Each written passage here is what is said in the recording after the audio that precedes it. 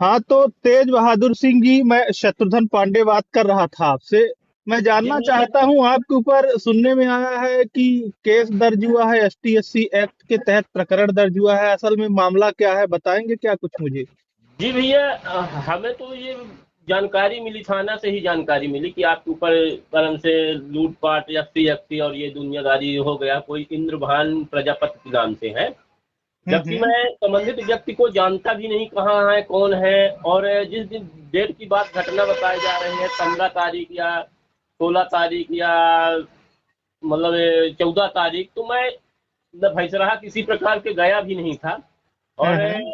मेरे ऊपर झूठा आरोप लगाकर, और कुछ रासुगार जो हमारे से चिढ़ते हैं, उनको लगता है कि हम मतलब सबकी ये जो आवाज है तो सरकार तक पहुंचाने का काम करते हैं, चाहे थाना के हों। अभी आप देखे होंगे थाना में जो पप्पू साहू जी एक रिकॉर्डिंग भेजे थे, उसका मैं पर्दाफाश किया था कि मैं दस हम्म। हजार रुपए महेंद्र विश्वकर्मा को दिया था किसी काम से, तो मेरा काम नहीं कर रहे हैं। तो चाहे जिस अभी तरह आपके ऊपर छीना झपटी का, चोरी वोरी का आरोप लग रहा है, ये बिल्कुल निराधार है। निराधार है। अगर एक भी एक रुपए का अगर कहीं सत्यता पाई जाए तो मुझे फांसी की सजा होनी चाहिए। अगर एक रुपए मैं उनसे संबंधित व्यक्ति से लिया हूँ, या उसका मोबाइल नंबर में बात किया हूँ, या उनसे लपटा हूँ, या मैं हम्म। किसी प्रकार का अगर इसमें कोई सच्चाई पाई जाए कि कल मैं उनसे लपटा हूँ, कि उनसे मारपीट किया हूँ, कि लड़ाई किया हूँ, कुछ भी, अगर मैं उनसे पैसा लिया हूँ, एक आज तक मतलब जब से जन्म लिया हूँ आज तक में कभी एक रुपए में संबंधित व्यक्ति को और जानता भी नहीं। चेहरे से हम ये नहीं कह सकता हूँ, चेहरे का ध्यान नहीं है कि अगर नाम से तो मैं जानता नहीं कौन है संबंधित व्यक्ति, क्योंकि मैं अच्छा। मतलब।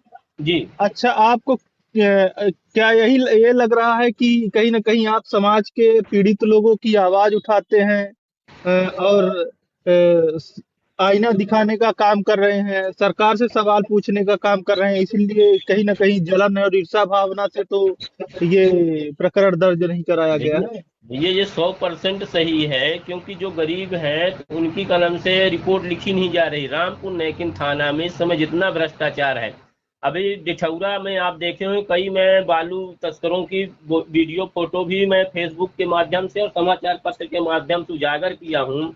आप चाहे बलियारी घाट में चले जाइए, कुबरी में चले जाइए, वहां का मैं किया हूँ, चाहे नगर पंचायत परिषद रामपुर नैकिन में चले जाइए, वहां की कई समस्याओं को, जाम जैसे है, अतिक्रमण है, और बहुत सारी जो समस्याएं हैं उनको मैं वो किया। दसौंधा तालाब के बारे में भी लिखा हूँ कि दसौंधा तालाब में इतने सालों से पैसा आ रहा है, कितना पैसा आया। तो कहने का कुल मिलाकर जितना भ्रष्टाचार है उसके बाद। और जिस और एक बात, और जिस तरह से आपके ऊपर एसटी एससी प्रकरण लगा है, तो क्या जी। आपने किसी को जाति सूचक शब्द बोले हैं?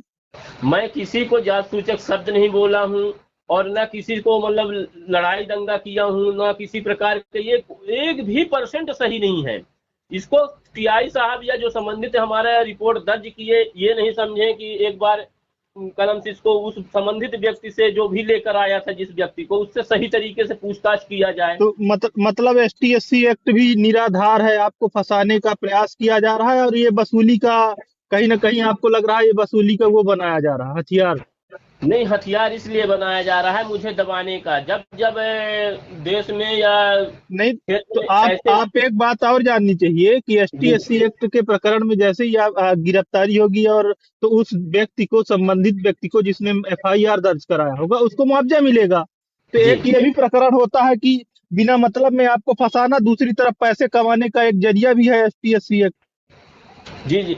ये पूर्णतः सत्य है, लेकिन ये बात है कि अगर मैं आवाज उठाया हूँ, अगर आज युवा अगर आवाज नहीं उठाएगा, अपने अधिकार के लिए नहीं बोलेगा, गरीबों के अधिकार के लिए नहीं बोलेगा, शासन में भ्रष्टाचार जो चल रहे हैं, गलत नीतियां जो चल रही हैं, जो मतलब यहाँ टीआई साहब बैठे हुए हैं, अभी 3-4 साल हो गए, अब उनका कलम से जो मन होता है वो रिपोर्ट लिख लेते हैं। महेंद्र विश्वकर्मा जी बताते हैं कि 8-10 साल से यहाँ बैठे हुए हैं, ये जो संरक्षण दे रहे हैं, तो उनका महत्वपूर्ण महेंद्र विश्वकर्मा जी का है, जो तस्करों का पर्याप्त मात्रा में तो अभी मैं ते, हत्था भी ते, निकाला। ते, तेज बहादुर सिंह जी, आपका जुड़ने के लिए बहुत बहुत धन्यवाद। आपने जिस तरह से बताया कि आपके ऊपर लगाए गए आरोप बिल्कुल निराधार हैं, तो जी। अ, निश्चित तौर पे हम लोग तमाम साथी युवा आपके साथ हैं, जी। और आप डरिएगा नहीं, घबराइएगा नहीं, जहां जैसे जरूरत पड़ेगा तो हम लोग साथ खड़े हैं आप।